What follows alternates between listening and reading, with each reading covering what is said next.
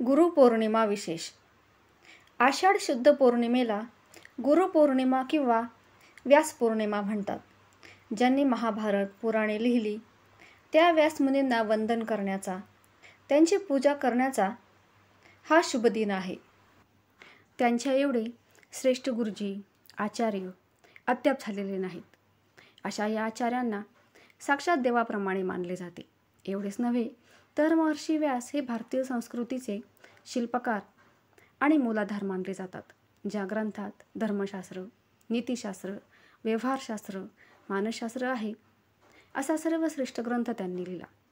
ज्ञानी यांचा राजा म्हणून ज्याला मानतात त्या ज्ञानदेवांनी सुद्धा ज्ञानेश्वरी लिहिताना व्यासांचा मागोवा घेतो असे म्हणून सुरुवात केली. दरवर्षी आषाढ महिन्यातील शुक्ल पक्षाच्या पौर्णिमेला गुरुपौर्णिमा साजरी केली जाते. गुरुपौर्णिमेच्या निमित्ताने लोक आपल्या गुरु शिक्षकांचा आदर करतात. धार्मिक मान्यतेनुसार वेदव्यासजींचा जन्म आषाढ पौर्णिमेला झाला होता.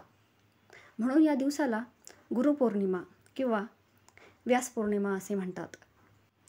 गुरुपौर्णिमेच्या मुहूर्तावर 5 सोप्या उपायांनी तुम्ही तुमच्या नोकरी आणि व्यवसायात प्रगती करू शकता आणि कुंडलीतील गुरुदोषही शांत होऊ शकतो. चला तर मग जाणून घेऊया हे उपाय कोणते आहेत. पण त्याआधी चॅनलवर नवीन असाल तर चॅनलला सबस्क्राईब अवश्य करा. नंबर 1.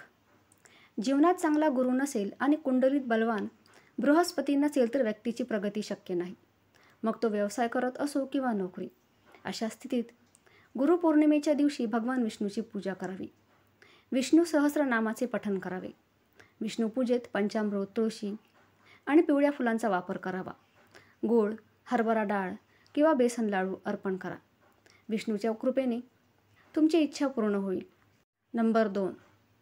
गुरुपौर्णिमेनिमित्त आपल्या पूजाघरात गुरुयंत्राची स्थापना करून गुरुयंत्राची पूजा करावी. त्यानंतर दर गुरुवारी विधीपूर्वक पूजा करावी. यामुळे तुमच्या जीवनात गुरुचा सकारात्मक प्रभाव वाढेल. तुमची प्रगती होईल. कमकुवत बृहस्पती बलवान होतो अशी मान्यता आहे. नंबर 3. गुरुपौर्णिमेच्या दिवशी तुम्ही तुमच्या गुरुकडे जा. त्यांना नमस्कार करा आणि त्यांना घरी जेवायला बोलवा. भोजन, आदरातिथ्य इत्यादी झाल्यावर त्यांचे आशीर्वाद घ्या. पिवळे कपडे, धार्मिक पुस्तक भेट म्हणून द्या.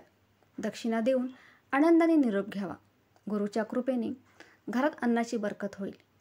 तुमची अडलेली कामे लवकर मार्गी लागतील आणि लवकरच नशीब चमकेल अशी मान्यता आहे. नंबर 4.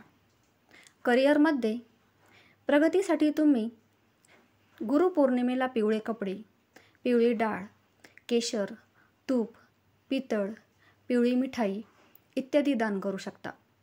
त्यामुळे तुम्हाला पुढे चालून करिअरच्या खूप संधी येतील. नंबर 5. गुरुपौर्णिमेला घराची उत्तर पूर्व म्हणजे ईशान्य दिशा स्वच्छ करावी.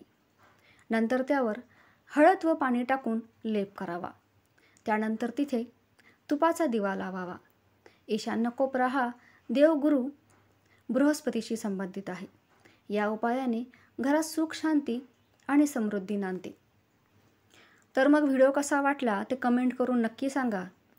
तसेच व्हिडिओ आवडला असेल तर व्हिडिओला लाईक करून चॅनलला सबस्क्राईब करा आणि बाजूला दिलेल्या घंटीला देखील प्रेस करा. म्हणजे माझ्या प्रत्येक व्हिडिओची नोटिफिकेशन्स तुम्हाला मिळत राहतील. त्याचबरोबर संपूर्ण व्हिडिओ पाहिल्याबद्दल मनापासून आभार. धन्यवाद.